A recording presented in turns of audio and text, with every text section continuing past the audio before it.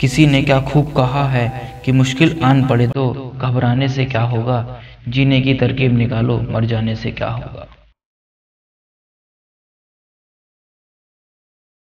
एक गरीब आदमी बड़ी मेहनत से एक एक रुपया जोड़कर मकान बनवाता है। उस मकान को बनवाने के लिए वह पिछले 20 वर्षों से एक एक पैसे की बचत करता आ रहा था, ताकि उसका परिवार छोटे से झोपड़े से निकलकर पक्के मकान में सुखी से रह सके। आखिरकार एक दिन मकान बनकर तैयार हो गया। तत्पश्चात पंडित से पूछकर गृह प्रवेश के लिए शुभ तिथि निश्चित की गई।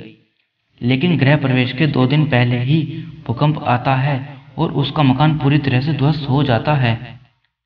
यह खबर जब उस आदमी को पता चलती है तो वह दौड़ा दौड़ा बाजार जाता है और मिठाई खरीद कर ले आता है।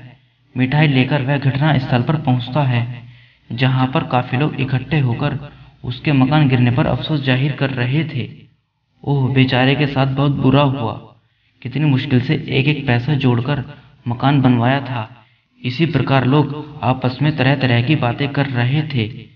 वह आदमी वहां पहुंचता है और थैले में से मिठाई निकालकर सबको बांटने लगता है। यह देखकर सभी लोग हैरान हो जाते हैं। तभी उसका एक मित्र उससे कहता है, कहीं तुम पागल तो नहीं हो गए हो? घर गिर गया है, तुम्हारी जीवन भर की कमाई बर्बाद हो गई है और तुम खुश होकर मिठाई बांट रहे हो। वह आदमी मुस्कुराते हुए कहता है, तुम इस घटना का सिर्फ नकारात्मक पक्ष देख रहे हो, इसलिए इसका सकारात्मक पक्ष तुम्हें दिखाई नहीं दे रहा है। ये तो बहुत अच्छा हुआ कि मकान आज ही गिर गया, वरना तुम ही सोचो, अगर यह मकान 2 दिनों के बाद गिरता तो मैं, मेरी पत्नी और बच्चे सभी मारे जा सकते थे। तब कितना बड़ा नुकसान होता।